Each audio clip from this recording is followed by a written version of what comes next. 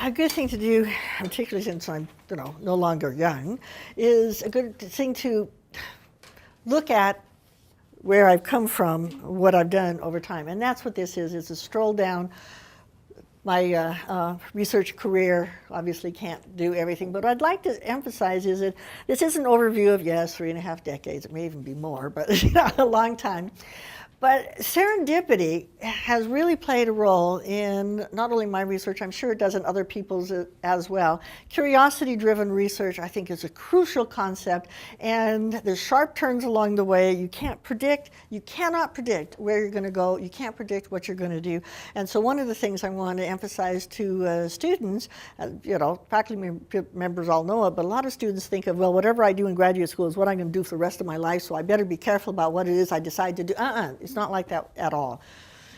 Okay, where I started and where I continue to stay, I'm a developmental psychologist, and I'm interested in, I started off interested in children's talking and their communication in their narratives. Now, I became later on something else, but this is where I started.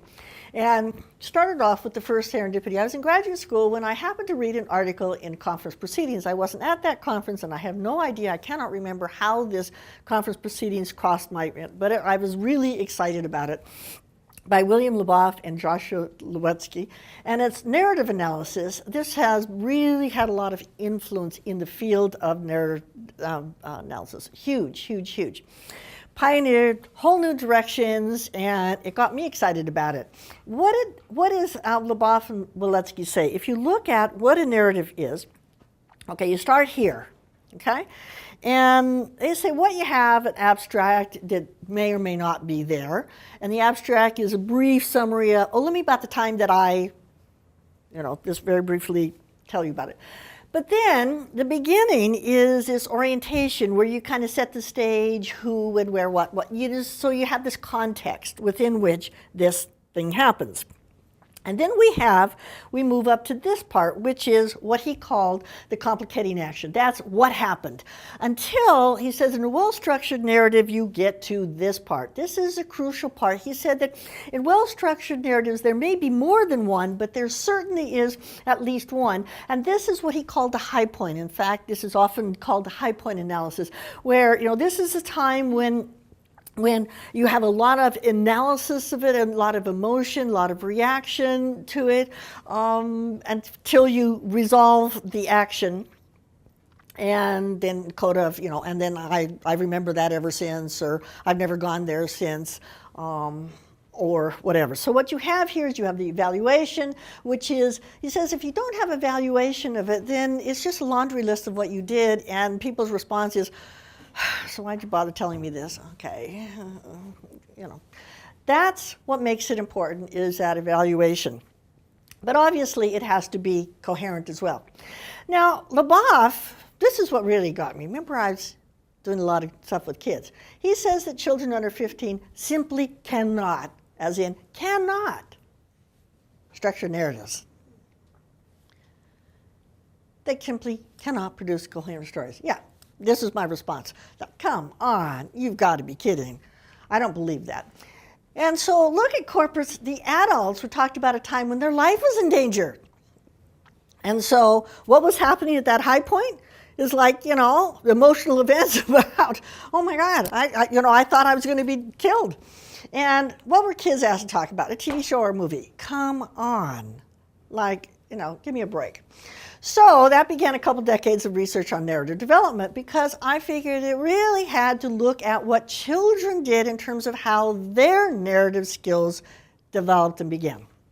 So I did a large study of children's narratives across a wide age span. I collaborated with this with Alyssa McCabe. We interviewed lots of kids, 96 kids actually, who were, we interviewed them about personally significant events.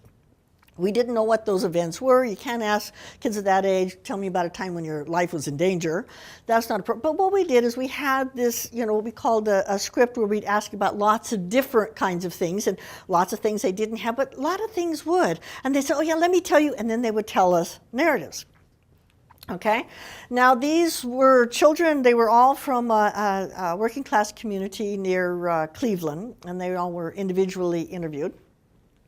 Okay, and the stories about all sorts of things. Okay, there were stories about, family vacations, trips, and, whatever. But what we did is we looked at, Alyssa and I then were kind of take all these narratives of the kids and we tried to make sense of what kind of patterns. If you look at age here, these are 4, 5, 6, 7, 8, 9.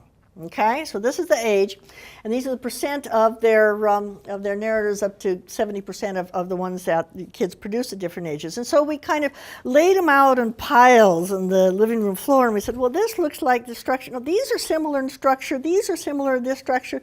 We tried to figure out what we did. Now, I'm not going to tell you about all the individual ones that are not very complex, but I am going to show you this. This is the classic narrative structure. In other words, it had all the elements that Leboeuf says were important and that kids couldn't do. Please notice the age of these kids. It is increasing as the kids are going 5, 6, 7, 8, and 9. This is the majority, 50% of narratives that they pass around here. And by the time they're 8 and 9 years of age, the majority of their narratives are well-structured narratives in the way that Leboeuf would define as well-structured narrative. Okay, so we talked about that, and but then I thought, let's the prior research that I just did that began when children were 3.5 years of age. Well, you saw even at 3.5 years of age they were doing interesting things in terms of narrative construction. So I thought, and it's also cross-sectional. So okay, let's go do longitudinal research. If you know my research at all, you know that I like longitudinal research. I like being able to follow the same kids over time. It's difficult research to do, but I like it. And we began just after kids turned 2. We selected 2 because that's when they start being able to talk about the past. So we wanted to get right at the ground floor.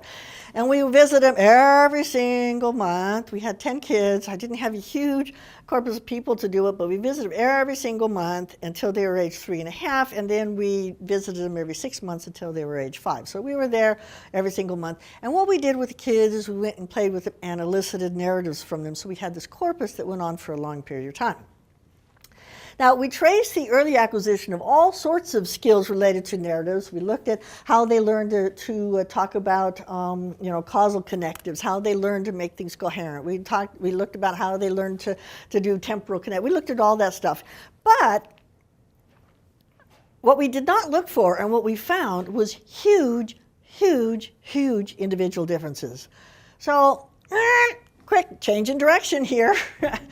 I'm going to give you an example of 2 narratives that we got from these 2 different children that illustrate what we found, which is huge. I'm going to tell you about a fishing story and a bee sting story. And before I tell you about what the narratives are, let me tell you about these kids.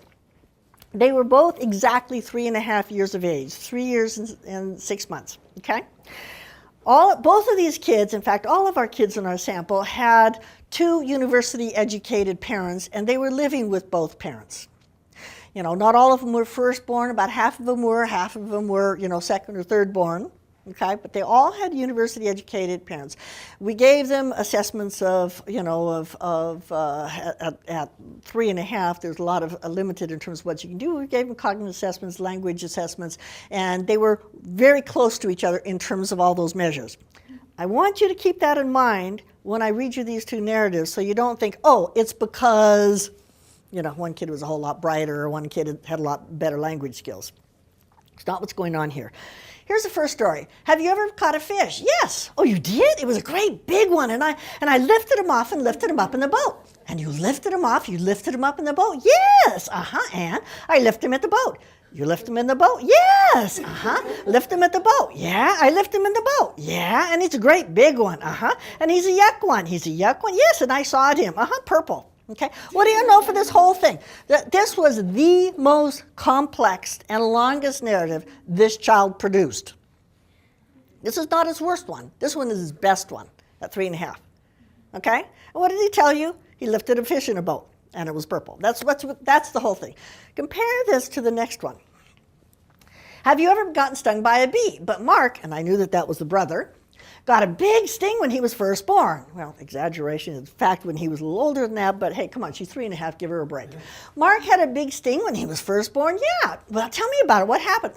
I was walking with him, and he falled, and he didn't know what he falled right on a bee, and his knee was on a bee, and stung. He got stung on a bee. He got stung on a bee. And then I was walking another baby, Randy, and you know what? What? I heard him, and me and Randy came running, and you know what? What? Paul Smith came too. I tried to pick him up, but he didn't want me to. But I had to call my mommy. I had to call your mommy, my daddy, and everybody who I knowed who was a grown-up. And then everybody who I knowed who was a grown-up came. They all came, from my house. And I was walking in the park. They came over after Mark, and they wanted to see what happened to Mark. And then I told him, and I looked down at his knee, and there it was, stung. And there it was stung. Looked at his knee, there was stung. And I tried to pick him up, and he wanted me to pick him up right at that minute. What don't you know? Who, where, when, what, why? Everybody. Everything. This is a classic narrative. LaBeouf even would say, "What is this thing missing? Nothing. It's got evaluation, got it all." Okay. This kid is 3.5. The other kid is 3.5. Remember? Stunning individual differences. And this is what we think is why. This is a parent talking to the child. That's what we think is going on. One of the things that we ask to do is we ask parents to tape record the memory conversations that they had with their child every month. Some of the parents, no problem, they gave it to it, they talked to a lot of it. Some parents just found that just too hard. Some parents, we had to work with them to say, well, isn't there any time when you talk? Well, no, I don't really ever talk to them one-on-one. Well, is there something? Well, we go around the bay to visit the grandparents of the weekend. Well, how about putting the tape recorder on in the car? I mean, after all, you're all strapped in and trapped. I mean, there's nowhere you can go. Can't you talk? So, we had to kind of work out that kind of, remember these are all middle class, two-parent, university educated? Okay. So some of them we got lots of tapes with, some we got fewer. But when we looked at the tapes, what we found is that what was going on here, the child narrative skill, was really closely matched with what the parents were doing. The parent of the second child with the bee sting, they talked to her a lot about past events, and they supported it, they elaborated on it, they helped her, they scaffolded it, they did all those things, and they did it a lot. The first one that you saw, those are the parents who said, well, no, we don't ever talk to them by themselves, and they're the ones that had to, put on the tape recorder in their car, please. And, and their memory conversations were like maybe 2 sentences long, and they mostly consisted of who was there. Okay, so what we found is that children who had advanced narrative skills had parents who talked about the past a lot, used an elaborative style. Now, this is all correlational research, in course, with good, you know that this is not good, this is just correlate, yeah, it sure looks powerful, it looked very powerful to us, but it'd be really nice if it wasn't just correlational. So we did the first study that showed that there really is cause and effect related, because I thought that would be a good thing to do. We did experimental research on comparative narratives. We wanted to know, do parental differences in style actually cause? We're assuming that it is the case, but you don't know that for sure. So in this experimental study, we took low-income parents. We chose low-income parents that all were on social assistance, or we would call welfare in the States. And we chose low-income parents because they were less likely on their own spontaneously to be very elaborative in terms of how they talk to the kids. And what we did is we randomly assigned them to intervention and control groups, and we by various ways, we taught the intervention parents the principles of this elaborative parental style. They listened to tapes, they saw video. We, of course, had actors do the bad parent, but we were doing the kind of things exactly that our parents were actually doing. And what we found is, parental narrative listening styles indeed cause differences in child skills, because the parents in the experimental program, they changed how they talk to their kids, and their kids' narrative skills, changed. So parents, in fact, could be taught how to be elaborative, and teaching the parents good narrative listening style, in fact, led to a lot of gains, not only in narrative skills, but it also gains in related child skills, and particularly in literacy acquisition. Because what it is that children are learning to read on, they're learning to read on little books that have the structure of the well-structured narrative. And kids who have good narratives, a lot of research has shown that they make the transition to literacy more readily because they understand the structure of what it is they're going to be reading. So, also, a big advantage for Newfoundland is a lot of parents themselves don't have to be very literate to use these techniques effectively, because we have a lot of parents who don't have good literacy skills, but they still can talk to their kids in ways that really helps foster narrative skills and literacy skills. So, we love the fact we now indeed can say cause and effect. Yes, what those parents are doing causes it. However, then something else caught my interest. I read an article by Gail Goodman this time, and she was looking at this crucial issue of children as eyewitnesses. And she was talking about the fact, the state of affairs at the time, and when we started doing more research in it, it was a really abysmal state of affairs. The forensic practice was young children were simply mostly not allowed to be in court. In fact, a lot of the things that I read at the time when I got interested in this said that kids, under 7 years of age should in no way ever be, allowed in court because they can't tell fact from fantasy. They can't tell the difference, and therefore, how could you possibly have them as a witness in court if they can't? Now, there's a lot of research that looked at children's memory and found that, kids' memory was really lousy. So if kids are so lousy, but it was laboratory research, if kids' memory was so lousy, then how can you trust what they say in court? And I looked at that and I thought, what Gail Goodman did, she said she wanted to be able to try to deal with this by taking an event that she thought that children would see as a real-life, potentially stressful event. What she did is she took 4- and 5-year-olds who were interviewed about well-child checkup. Okay? And in this, exactly 4 kids were distressed about that checkup, which, is not a big number to deal with. But memory skills still were not very good. They still weren't weren't impressive. And we had this response of like, oh, come on, okay, you're asking about the wrong thing. When we interviewed children over and over again for that huge study, and also the longitudinal study, one of the things we found is one of the worst things you can ask kids about is about a visit to the doctor. They don't care. They're not interested. No, those aren't what you get good narratives about. What is it that they tell you good narratives about? Blood, guts, and gore. They love it just as adults do. Give a good story, blood, guts, and gore, they're there. So I thought, okay, they can produce good narratives, not about doctor checkups. The longest and best narratives were personal injury.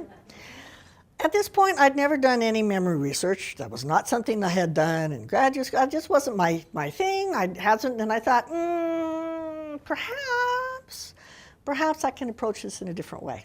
I'm not a memory researcher, but perhaps because I am a narrative researcher, what I can do is I can apply narrative stuff to trying to understand eyewitness memory.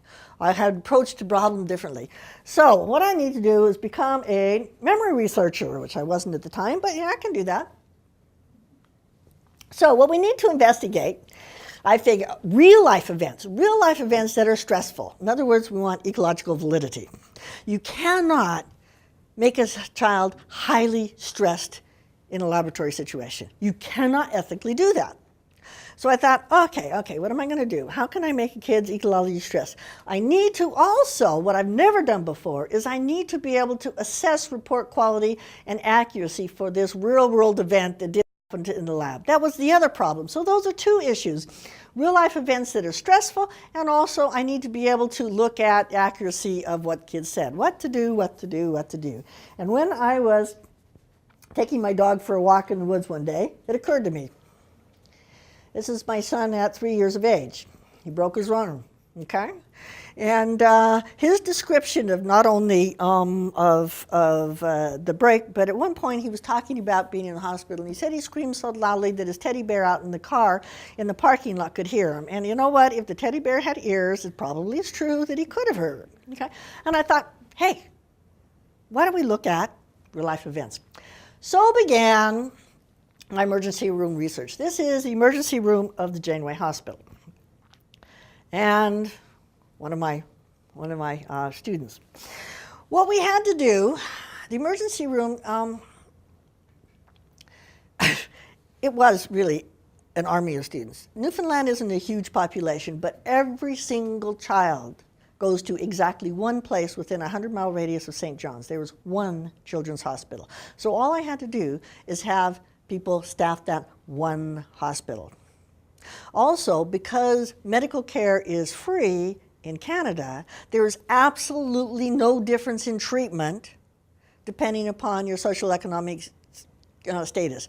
When you enter, they do not give you as your first form, what is your, how are you going to pay for this, what's your income.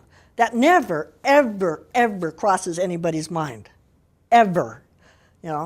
All children are treated equally. But because we don't have a huge population, it meant we don't have a lot of kids going in there at any one time.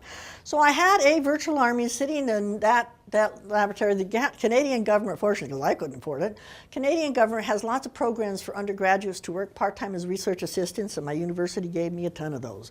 And what we did is we went to, I had somebody in the emergency room between either 8 or 12 hours a day, a minimum of 8 hours a day, every single day, 7 days a week, in order to be able to recruit subjects. It took a lot of manpower, a lot. Fortunately, as I said, government had these programs that students could, and the university gave me a lot of them. That was only the first step. Then we had to go to their homes to interview them. There's no way anything but a small fraction would come to the university. There just is no way. So we went to their homes. And our rule was if it's within 1 hour drive. So this is a place that we went, in a lot of the communities that are nearby. Gorgeous, isn't it? This is downtown St. John's. So we would go to their home and, they would play, color, we'd give them assessments, and we would ask about what happened to them. Okay. We couldn't do it obviously when they were at the unit, when they were at the hospital, because they were too upset. A lot of times the kids were totally traumatized and the parents were hysteric. So according to ethics, we had to wait for a couple days before we could do that. But we could recruit them and get their telephone number and permission for us to call them. But it is true, you have to keep in mind that we were not able to interview them right away. That simply was not seen as an ethical thing to do. Okay, preliminary issues, variation in child distress. Some were extremely distressed, totally hysteric. Absolutely, the parents said they'd never seen their child that upset. And some of them were much, much less. So we had wide variation in child distress, which we thought was great. Also variation details of events, because this is not something that we did. We did not line up a group of kids and say, okay, we're going to break your arm, put it out. We had our two biggest kinds of things were kids who broke bones, arms, legs, collarbones, all sorts of things, and lacerations where they got stitched up.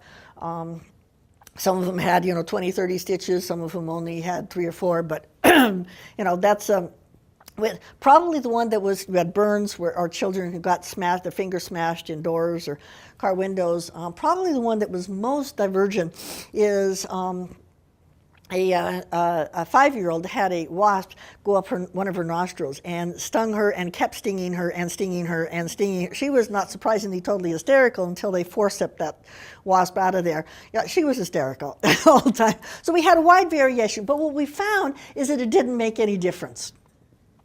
What the injury was didn't make any difference in terms of what we found. So how do we deal with this problem of what happened? Well, we had to interview all the adult eyewitnesses that we could get hold of, and we didn't include a child in the sample unless we could have adult eyewitnesses who were participating in it. And yes, I know, and we knew, we could acknowledge the fact that adults may not be totally accurate. Yeah, but what else can you do if you're talking about real world, real high-stress events? You do what you can do. And it is the case when we had multiple eyewitnesses, they did not disagree in terms of what they said. So now we had something against which we could look at accuracy. Type of injury, as I said, made no difference. Let's look at what we did in terms of memory scoring. And I was really surprised. I really was. I did not expect this. Okay, we looked at kids. We took kids between 2 and, well, you'll see. Over 5 years of age, we did a lot of studies where we interviewed them originally, and then some kids, we interviewed them 6 months later, 1 year later, 2 years later. Some kids only got interviewed once individually, but this is a group of kids who were also interviewed 5 years later, initially 5 years later. We had kids we took up to 13 years of age, and what we found is that, what we found is here, originally 97% accurate, went down 8 to 13-year-olds, 91. So over 5 years, these are 5 to 6-year-olds. 5 years, that's a long time. That's as long as they've been alive. It went from 97 down to about 86. So it is deteriorating. Look at these kids. That's far more years that they've been alive. Yeah, it deteriorated, but I was really surprised. And 2-year-olds, 2-year-olds.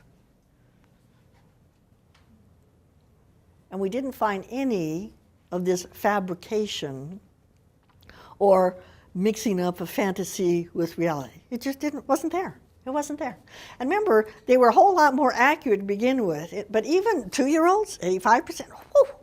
If you know how hard it is to interview a 2-year-old, you know, they're bouncing around the room and you're running around with your tape recorder. Okay, another thing we did is completeness, and this is what we looked at is we developed a prototype as what does a standard interview look like. So this would be things like who was there, where were you, what caused the injury, who got you first, what did they do, what was the first aid that was applied right at the scene, you know, who took you to the hospital, how did you get there, blah, blah, etc. Okay, so we had this prototype. It gives you an overview of what of the event and its components. And we found no change after 5 years. And this is on the injury. They didn't change. 5 years. This is even the young kids. They did not change. They did not deteriorate in terms of their overall understanding of the event that happened. Another thing we looked at is we looked at units of brand new information the kids gave. Like, for instance, this is what a child said when they were interviewed. The first time I was at my nan's. 5 years later, I was in my nan's backyard down by the fence where there's a hole near the river. Okay, a lot more new information there. Okay, what we found is children of all ages provided more information over time. So if you're asking what is the change over time, the belief that we have is that it deteriorates. Well, it depends on what you're looking at. Accuracy deteriorated, although surprisingly little for that amount of time. But if you look at their overall, you know, completeness of the prototype, it didn't change at all. And if you look at the amount of details, most of which were accurate, I might say, it got better as their linguistic skills improved. The what? So when you say like the children as they got older, they provided more detail, were the added detail, were those accurate too? Yeah, the majority of it, not all of it was, but the majority of that was. Okay? And when you say like the percentage, like, so it did go down a little bit, is that like things, so it wasn't things like the inaccuracy was things like that? Well, what they would do is one of the things they would do over 5 years is they would get some things that were more likely to be wrong. Like one of the things that was particularly likely to get wrong was who was there as a bystander who didn't do anything, who just simply was there. What they tended to do is they added more people who, in fact, weren't there at the time. Okay, whereas in terms of the critical events, like, you know, what is it that caused the injury, or who is it who caused the injury, those things were accurate. But you know, so if you look at the kinds of things that they were accurate and that the deterioration in accuracy was, you know, there was indeed some deterioration, but it tended to be in particular, you know, as opposed to the core ones. Interesting, we have just gone back, and this is now under review now. This is a 10-year follow-up. Boy, that's, you know, that's pretty unique in these things. And we were able to track down 39 children.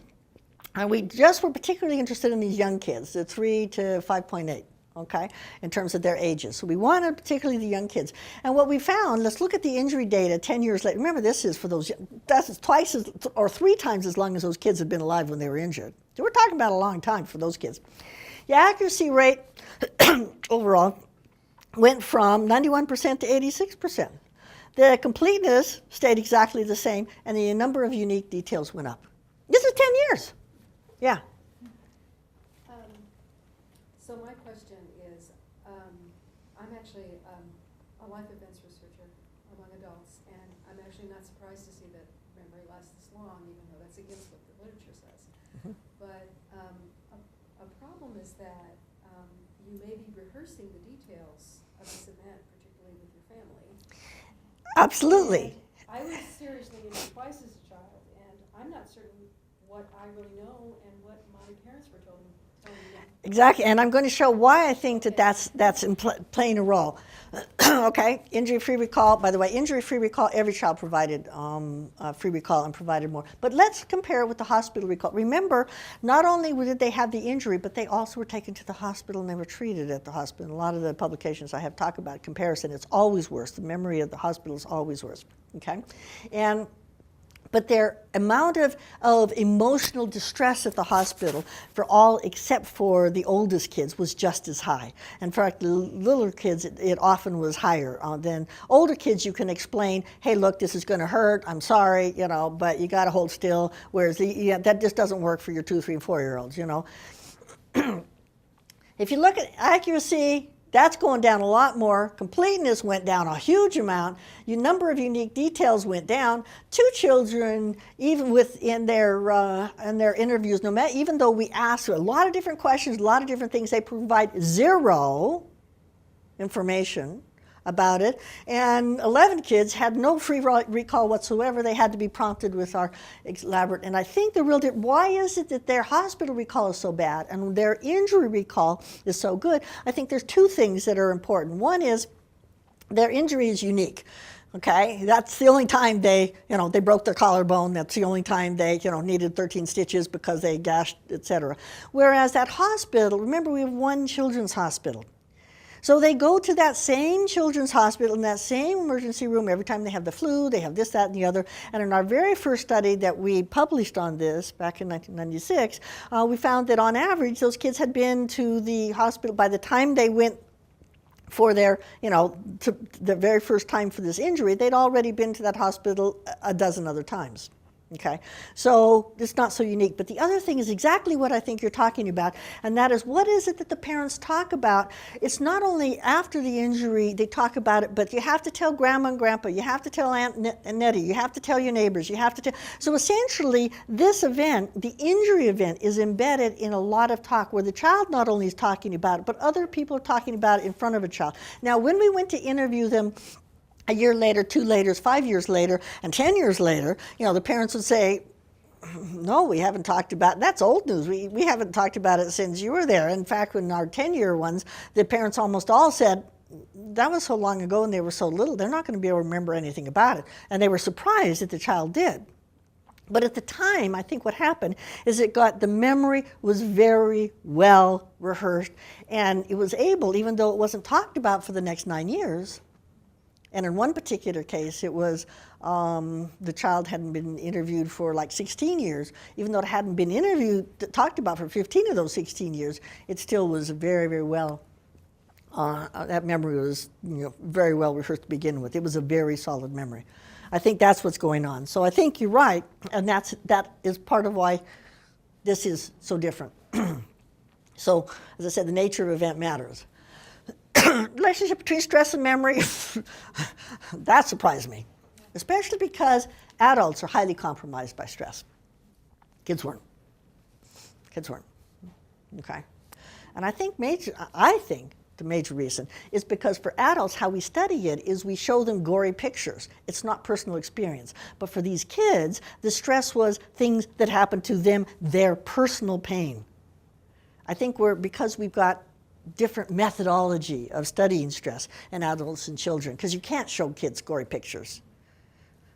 I think that's what's going on. But I haven't been able to assess that yet because I don't have the resources or ability to do that. But I think that's what's going on, and someday I'd really like to be able to study that. Okay, what does the research mean?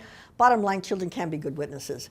And, they weren't making those confusions between this research, and of course, let me give credit to lots of other people who are doing it, has had a lot of impact on attitudes toward child witnesses. You no longer see all these texts and tomes about no, kids are not allowed to testify. They can't, they just can't remember. They have no memory system. They know this and that. In fact, in Canada, not only are children routinely allowed, but a judge is not allowed to warn a jury that you have to take what kids say with a grain of salt, that they are not inherently reliable witnesses. That a judge simply cannot do that, and that's codified in Canadian law. So. Children, as a consequence of a lot of this research, and I'm pleased that I have at least had a contribution as part of this, they have very much more voice in court and are far more likely to be believed, not only by judges and juries, but also by police and by society in general. And I think that's a huge, when you think about it, that's a huge sea change, huge, huge. One of the reasons that all the abuse by priests and all those things happened that is coming out so much is because kids didn't used to be believed. Yeah, kids often told people about what was happening. No one believed them. So, that's not happening the same way. And then along came serendipity. I read a research, I keep reading in other areas, and I read this research in childhood amnesia, which is this absence or scarcity of memories from one's very earliest years. And here's data that Rubin put together is, adults trying to remember their very earliest years. And you can see that there's a very strong curve here, and there's virtually nothing until you get to about this 3 to 4 year age range. And in fact, on average, the age of first memory, according to lots of different studies, is in North America about 3.5 years, although later in China. Okay, so I'm reading this again, and I started studying it because it's a really intriguing phenomenon, that is true. But almost all research was done on adults, virtually none on children. Remember, I'm a developmental psychologist, and that's going to raise red flags. And the other thing that really did is that when I was starting to read this literature, most of the explanations are based on children can't form verbal long-term memories. They can't form. What did my, all the research I've been talking about on narratives and injuries, like, what is this going to be? Is this a red flag in front of me? And like, what are you talking about? This another typical response, I don't believe this. Now, it's not that I don't believe that there's a phenomenon called childhood amnesia. That's not what we're talking about. And a lot of my research does. Let me give you anecdotal reports. Lots of parents talk about it. I can tell you about my own son. When he was 20 months of age, there he is, okay? We were in Greece, and he loved the donkeys. He called them gonkeys. Oh my God, did we ever talk about every single donkey we saw, or gonky? And we talked about him a whole lot afterwards we came back home. I mean, gonkeys, gonkeys, gonkeys. We talked about that in Greece a lot. We talked about it for the next few months, okay? Now, when I started doing research on childhood memory, I said, oh, by the way, Colin, what is your earliest childhood memory? And of course, I expected it to be gonkeys. He had no memory whatsoever of those gonkeys. Instead, he remembered his very first visit, that was 20 months, at 22 months of age, first visit to the house that we bought. And at the time that we bought it, the male of the household, he took my husband and I around, and my son, who was blonde, blue-eyed, and not a molecule of shyness, sat and chatted nonstop to the to the woman of the household on a sofa. He's never seen her since. He's never, that room, we tore out walls, etc. The room doesn't look the same. He's never seen the furniture. He's never seen any of that. Actually, we got the house because of it, because we couldn't possibly meet the price that he was asking, and she said, that little boy is going to grow up in this house, and you're going to sell it to them, deal with it. And so we got the house. So it's a good thing that we took him along on that thing. Anyway, that was his first memory. Yeah, we're still in the house, true, but on the other hand, a lot of the details that were there, and I said, you don't remember the donkeys? And we'd never talked about this. Okay? So obviously, childhood amnesia does exist.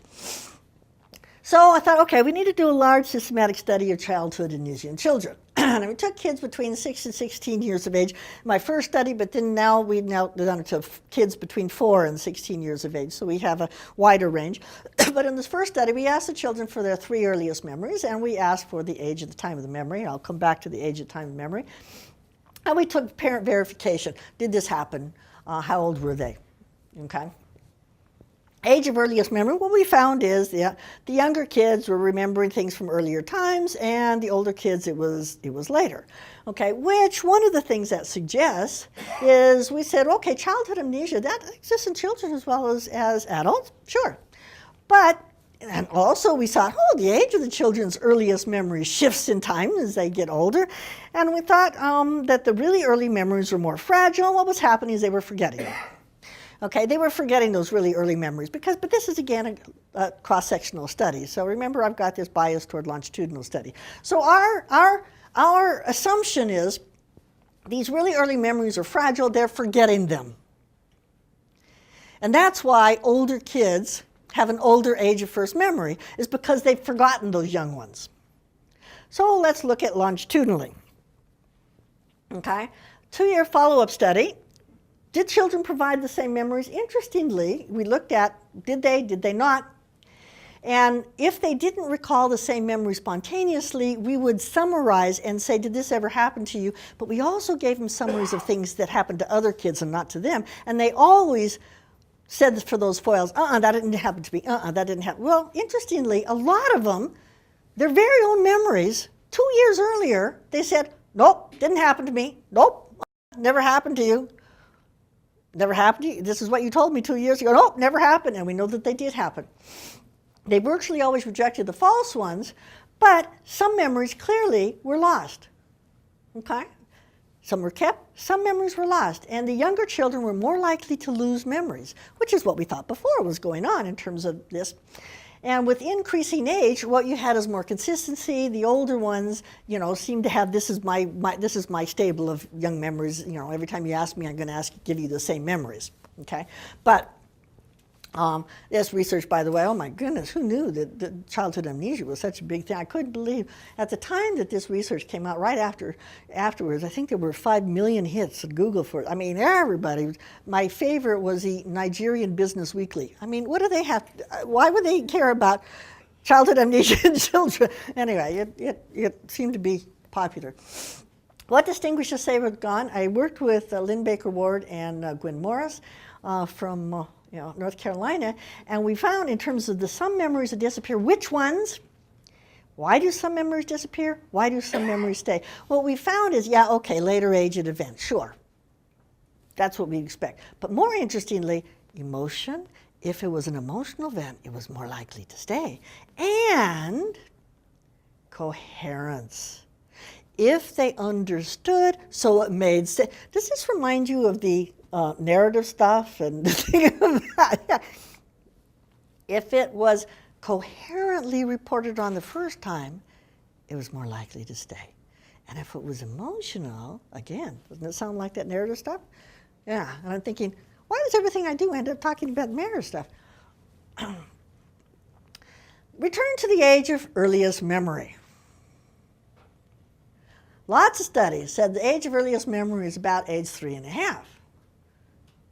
But is it? Okay, here's some work that I've done with she. I've been working with her for a number of years. As I said, I'd never met her until today. But we've been working with her. And what we did is we've looked at systematic errors in the dating of our early memories. And what we found is that our earliest memories is earlier than we think they are. We looked at Canadian and Chinese 8, 11, and 14-year-olds, providing them with asking them for memories from before they started school. And we had the child dating them themselves, and we had the parent dating, okay? And what she in particular looked at, for memories for before 48 months of age, what you call a telescoping effect. It's like if you look at something through a telescope, they look like they're closer, so that the kids were systematically misdating it. They thought they were older than what the parents said they were. Events data is more recently. Telescoping errors was greatest for the older children, but it still happened for the 14-year-olds. According to parent report, those events actually happened on average 9.5 months earlier than the kids thought they did. Okay, earliest memories according to parent dating was earlier than the children thought. Now remember, how is it that we get a date of earliest memory for adults? We ask adults how old they were. Wait a minute, if these kids are misdating it, doesn't it suggest maybe we are? But, hey, longitudinal research again. I love longitudinal research. So it's 4 to 13-year-olds. We asked for their earliest remember initially, and we asked for 2 years later. Remember that data what I was just talking about? Well, we can use these same memories from before 48 months, and they moved forward in time. They did. The 4 to 9-year-old children were asked again. This is the research that we just did, and it's off being evaluated right now. This is now 8 years later. First time they interviewed him, gone back 8 years later. And what do we find? Same earliest memories dated, the same memories, remember. How old were you? Initially, their average age was 36 months of age for these memories. 2 years later, now they were on average 40 months old. By 8 years, they were 52 and a half months old. The same memory is moving, moving, moving. Now, the event didn't change. When they thought it happened is what changed. So what makes me think, what we think is that for all of us, our early memories are earlier than we think they are.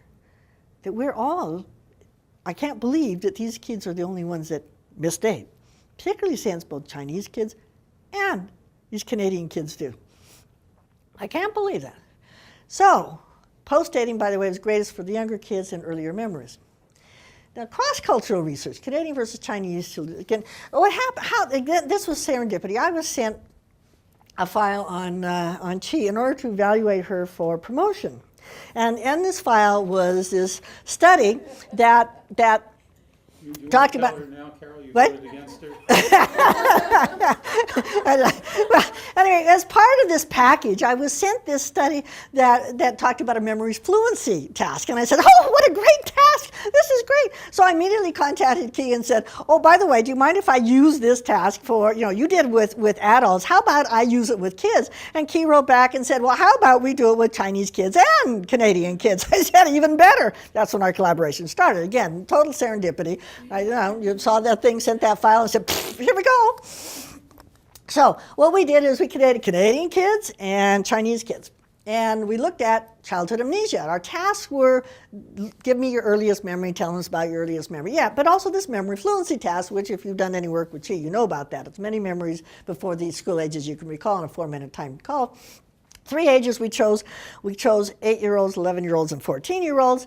And we looked at number of early memories. Okay, this is the number of early memories by the Canadian kids and by Chinese kids. Please notice how many more memories the Canadian kids of the same age recall than the Chinese kids. Huge, huge difference. Now ask them about their earliest memory, and we find this is the earliest memory of the Canadian kids. Notice it's on average more than a year earlier than the Chinese kids. Big, big, big individual differences. Huge.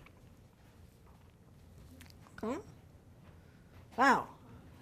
So conclusions, lots of things influence how much and how early you remember about your early childhood. Obviously, culture is a big one. Okay? And I'm sure since she's here, you have a lot of explanations as to why that's the case. Now, some other research I've done and other people have done, parent-child relationships make a difference, parent reminiscing style, birth order, but also, I think, in fact, a real problem is systematic dating errors. I think that all of us have memories that are earlier than we think they are. So, what am I doing recently? Definition, what constitutes autobiographical memory? Now that I'm in the memory field, let's look at definitions of autobiographical memory. This is a definition, an explicit memory of an event that occurred in a specific time and place in one's personal past. This comes from Nelson and Fivish's very influential 2004.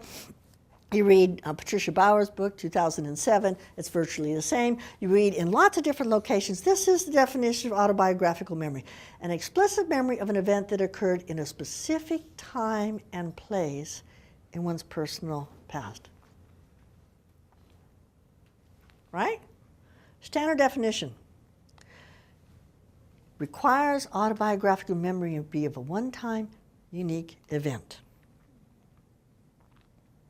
In fact, many autobiographical memory studies explicitly say, if you come memory, have just remember explicitly requirement. Here's my response. I've been interviewing kids and adults now for 3.5 decades. If you don't tell them, oh, by the way, only just give me memories of one-time events, what do they tell you about?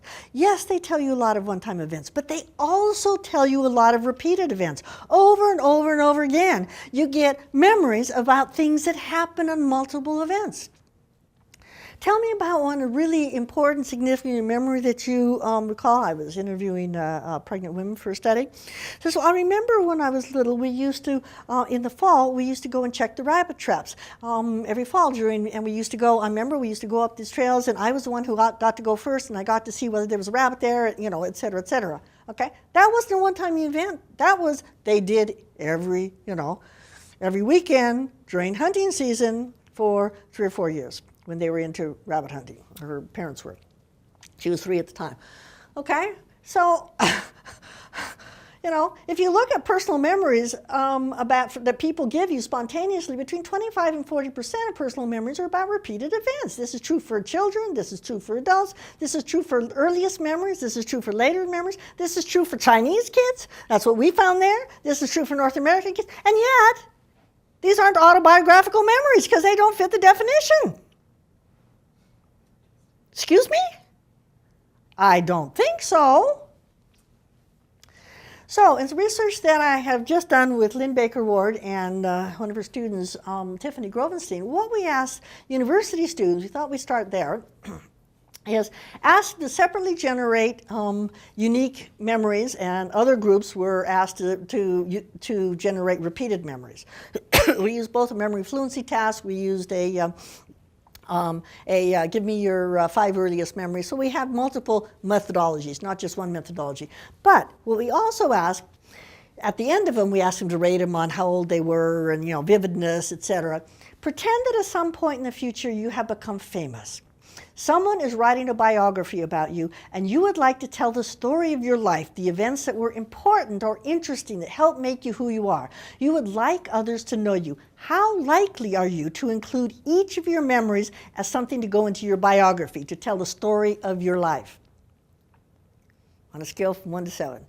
Each of those memories. And we also said, now in thinking about your life and the memories you have, some memories are salient, important, and interesting, or in other ways significant, but you may not want to include them in a biography. They're important for you privately, but not necessarily for public consumption. For each of the memories that you gave, how important or significant is that memory for you personally? And in fact, the ones that in here weren't always the same as that. Yeah, the correlation between it was 0.6, but notice 0.6 is not total overlap. Okay? Rated from 1 definitely not important to 7 definitely important. What we found for biographical importance, unique memories 3.8, whoops, repeated memories. Personal significance, unique memories 4.2, repeated memory. For both types of memory, we said, okay, let's look at the ones that are the most significant. About 20% was related as highly important and significant. 20% of both kinds. In other words, people in real life think these repeated memories are important, are salient, are crucial things that define them. And yet, our definition of autobiographical memory says they don't count. Okay? They're not real autobiographical memories.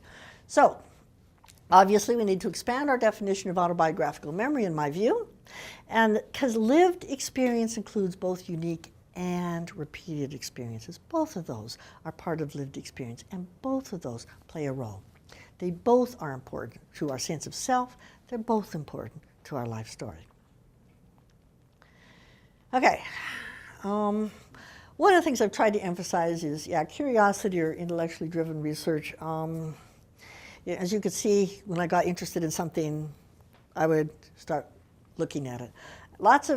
Something that concerns me is that many agencies and governments feel you get the most bang for your buck if they fund directed research rather than basic research, if they tell you what it is you're going to research. But, you can't predict. You just don't know. Like, I did not know when I started narrative research that it had implications for literacy. I did not know when I started my memory research on in the emergency room that it would have the kind of impact that it has had in the courts in terms of children. You just don't know. You can't predict. You can't predict where it's going to go. You can't predict a priori. So we have to be able to go in new directions. We have to be able to say, hey, wait a minute, this is interesting. Now, I'm very grateful that I have been able to do so, that I have had the support to be able to do so. And I'd like to say a large number of student collaborators, both graduate and undergraduate, many funded by and particularly for the emergency room research.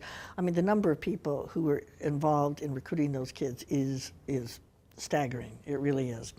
Other collaborators that I've worked with as well, I've had funding from the National Science and Engineering Research Council continuously for, I don't know, 35 years or so. I've also had funding from the Social Sciences and Humanities Research Funding and from a ClearNet, which is Center of Excellence. And longtime research assistant Penny Vautier, who's worked for me for about 34 years. And I have very good technical support since my husband was an engineering professor. And I have a very supportive department in university, and I certainly need to thank all them because they really have been supportive. And we go back to the Gonkies to end it.